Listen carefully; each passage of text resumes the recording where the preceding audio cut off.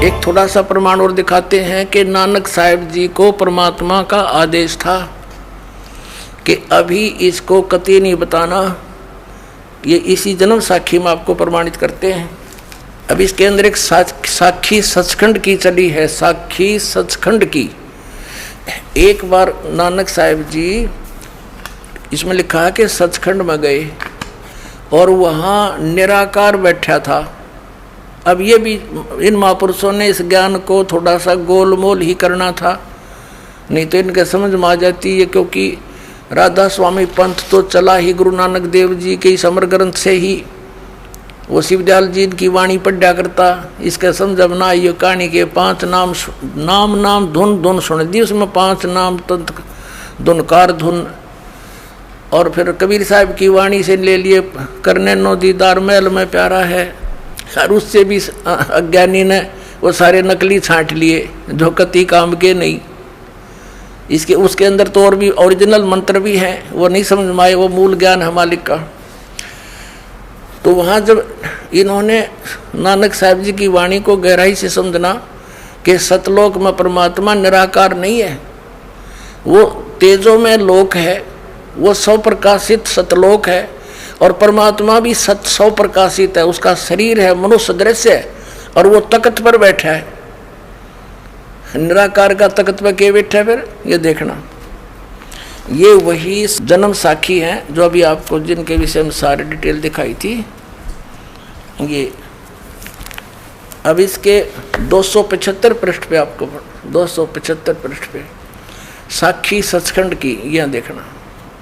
आगे साखी सचखंड दी चली, ता गुरु नानक जी धुर सचखंड दरबार में जाई पहुँचे, जहाँ बड़ा प्रकाश है और प्रकाश रूप तख्त के ऊपर सत निरंकार ज्योति स्वरूप बैठे हैं। देखा, अब संतों के कोड वर्ड को वो क्या समझे।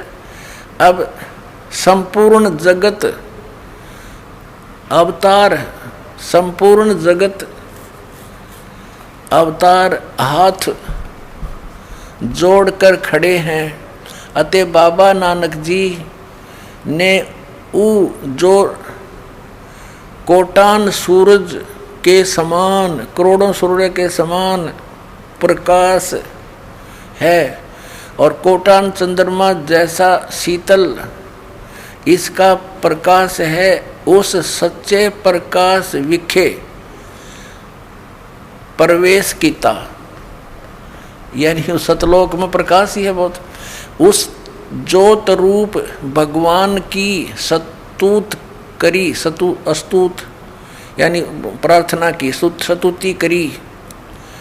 अतः आगे उस सतस्वरूप निरंकार विष्णु जी विराजमान हैं उस तख्त पर। वो कहते हैं विष्णु जी विराजमान है। बालार ने क्या पता ये कौन था।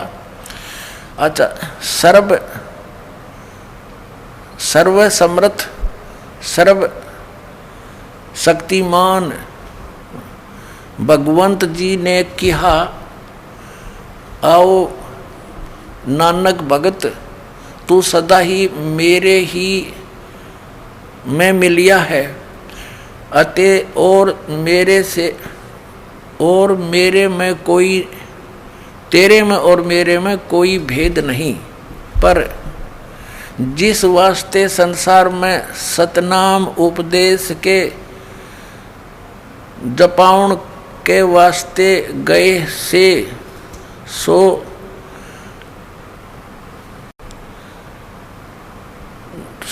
दृढ़ाया है,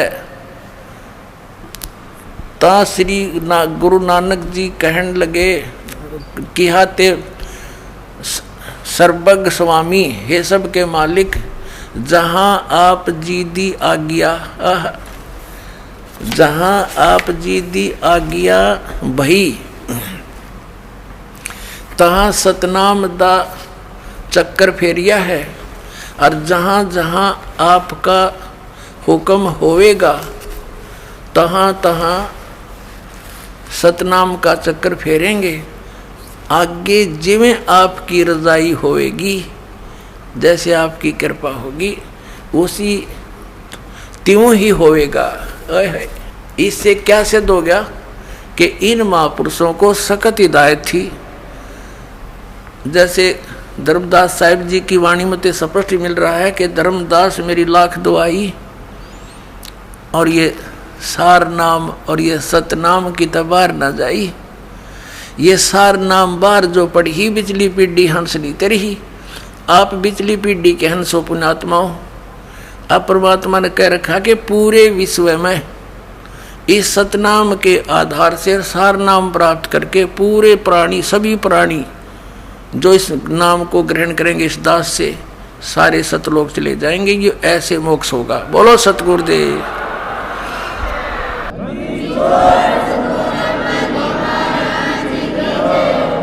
अपनात्माओं, ये सुबह का चला हुआ प्रसंग अब 4 घंटे में 5 घंटे में जाकर सेट हुआ है, क्योंकि ये कोई रामायण की कथा तो है नहीं, सब ने पता है। किसी तरह सुनाओ आध घंटे में, चलो भाई डोल डाल पीट के। ये तो तत्व ज्ञान है और PhD करवानी है आपको इसकी, और फिर तो बात तक खत्म हो जाएगी, निरसंशय हो जाएंगे। कोई भी कुछ कहे नहीं, भक्ति यही है, यही नाम है, और फिर मोक्ष होया पड़ा, फिर तो बात तक खत्म है। मालिक का आदेश, इस नाम के जाप करने वाला सब पार हो जाएंगे। बोलो सतगुरुदेव।